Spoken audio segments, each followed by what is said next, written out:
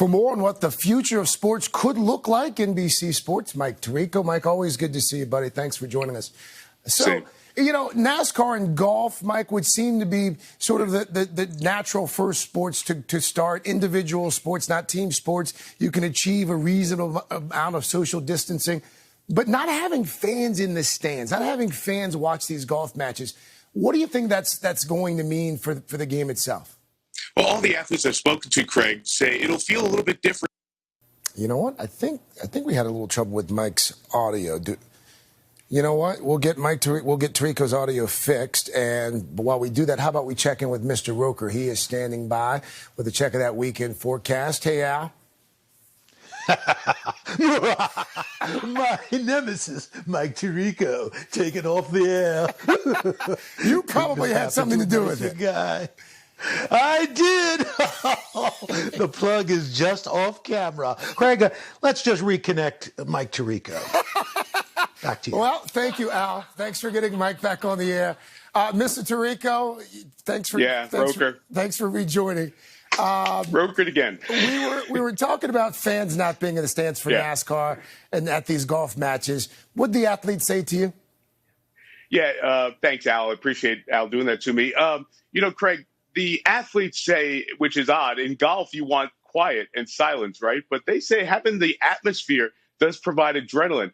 Same with the NASCAR drivers, too. Seeing the fans in the stands as they're going by, at least you know you're putting on a show for some folks. It's going to be a little bit of a different feel, but that's what we have to get used to. We're not going to see fans in the stands in sports in the large numbers for several months here. So this is just the first of many adjustments as we return to sports. We also know that the major sports are going to be looking at how golf and how NASCAR, how they manage to pull this off. Let's talk about hockey. Let's talk about basketball. Of course, their season's also on pause. It would seem as if with each passing day, there's less and less likely of a chance that we're going to see either one of those sports return this season. What say you to that? Are we going to see hockey or basketball this season?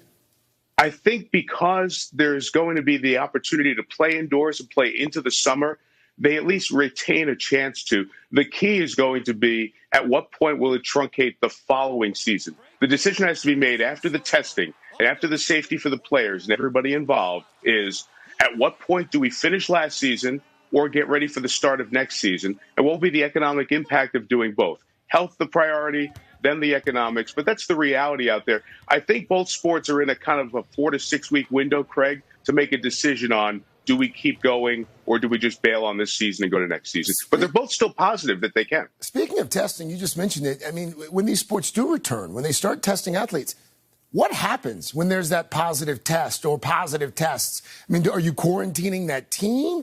And if you quarantine a team, what does that mean for the schedule? How are they going to figure that out? That is what they are working out right now, Craig. Adam Silver, the commissioner of the NBA, spoke with the players about that. If one positive test is going to shut down the league, then this probably isn't the way we go down this path. So they're trying to figure out plans. If there's a positive test in any of these sports, within whatever bubbles they can create, what does that do impact-wise? How much of the team do we isolate?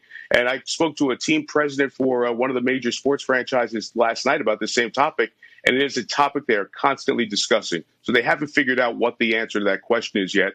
And finding that answer may determine how quick we get back to sports. You're hosting this driving relief event on Sunday at 2 o'clock on NBC. Tell me a little bit more about that.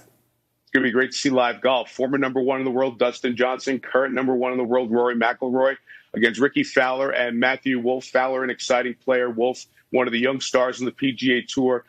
North of 7 figures for COVID-19 relief and some great causes as well. Some surprise guests along the way.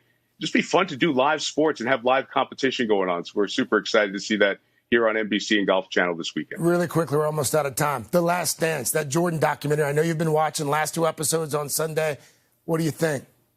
It's been great for us to relive it. And it's been great for those who are 30 and younger to see why we all talk about Michael Jordan the way we do. His drive, his ability, the memorable moments, all one of a kind. And to relive it's been fun. Our guy, Mike Tirico, in spite of Al Roker's treachery. Unbelievable. Mike, thank you. Have a fantastic weekend, buddy. And again, we'll have that live golf for you here. That's right, live golf, NBC, Sunday, 2 o'clock Eastern. We're back right after this.